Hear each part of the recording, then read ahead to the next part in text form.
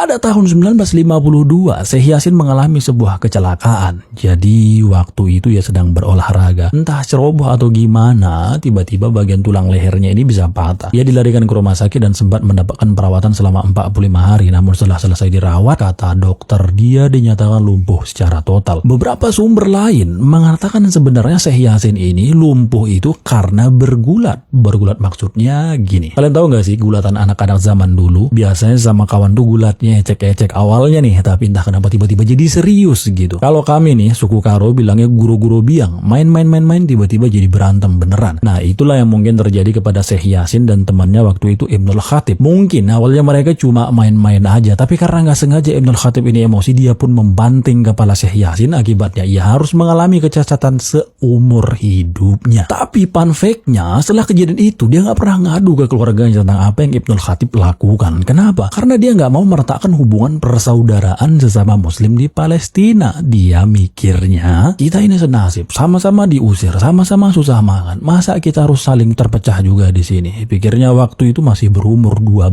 tahun loh itu. Meskipun kondisi fisiknya lumpuh, semangatnya untuk terus menjalani hidup itu sangat-sangat tinggi sekali. Kalau teman-teman yang lain bermain ya kadang-kadang Syekh Yasin ini juga tetap ikutan, tapi ia seringkali menghabiskan waktunya untuk belajar dan membaca. Karena emang sejak ia dinyatakan lumpuh, hidupnya itu harus berada terus di atas kursi roda. Pada tahun 1959, Syekh Yasin melanjutkan studi diplomanya ke Universitas Al-Azhar sebagai murid berprestasi. Namun karena kondisi fisiknya nggak memungkinkan, baru 1 tahun belajar, ia harus rela kembali pulang ke Gaza. Meski secara formal dia tidak menyelesaikan diplomanya, tapi keilmuannya ini serius, jauh lebih hebat daripada seorang sarjana. Karena emang terbukti, Syekh Yasin ini menguasai segala bidang keilmuan, mulai dari agama, bahasa, sastra, politik, sampai masalah ekonomi. Semua wawasan ini ia dapatkan secara otodidak dengan banyak membaca buku-buku yang dia anggap penting. Karena itu ketika mengabdikan dirinya sebagai guru di Gaza nanti, ia langsung jadi idola siswa. Dan ketika ia mengabdikan dirinya sebagai da'i di Gaza, ia langsung jadi orang paling populer. Jadi uniknya Syekh Yasin ini, meski sebelum-sebelumnya dia jarang banget berinteraksi, tapi dia pandai menempatkan diri. Di depan murid-murid, dia akan menempatkan dirinya itu sebagai guru. Kadang-kadang gak cuma guru aja, tapi bisa jadi teman. Dan kadang-kadang juga bisa jadi orang tua. Kalau pas dakwah, kata-katanya akan menyasar sesuai dengan siapa audiensnya. Kalau yang dengerin remaja, kosakatanya remaja. Kalau yang dengerin dewasa, kata-katanya juga dewasa. Dan iya, yang terpenting setiap isi khutbahnya itu daging semua. Sebenarnya kalau dilihat-lihat, nggak cuma Syekh Yasin aja sih yang alim di Gaza. Banyak juga syekh-syekh lain yang pendidikan formalnya itu justru lebih tinggi dibanding Syekh Yasin. Tapi entah kenapa, kalau Syekh Yasin yang udah bicara, semua rakyat Palestina itu pasti satu suara. Kesannya Syekh Yasin ini adalah orang tua yang omongannya itu wajib didengarkan gitu. Dan ternyata setelah aku cari tahu, kalian tahu nggak? Rahasianya adalah ikhlas dan semua tindakan yang ia lakukan itu harus murni karena Allah Subhanahu wa Ta'ala. Pertanyaannya, seikhlas apa sih Syekh yang satu ini? Sangat-sangat ikhlas sekali. Kau bisa bayangkan keikhlasannya itu dengan membandingkan fisik dan perjuangannya. Sekali lagi, Syekh Yasin ini lumpuh total ya. Jadi jangankan berdiri, sekedar ngangkat tisu aja pakai tangan kayak gini nih, itu nggak bisa. Badannya juga kurus dan matanya juga rabun. Apa dengan keterbatasan fisik seperti ini membuatnya putus asa? Tidak, dia justru mengabdikan dirinya untuk terus mengajar dari satu madrasah ke madrasah lain di jalur Gaza. Dan ketika menerima gaji, ia akan ambil secukupnya, kemudian sisa itu ia akan berikan kepada keluarga dan orang yang lebih membutuhkan.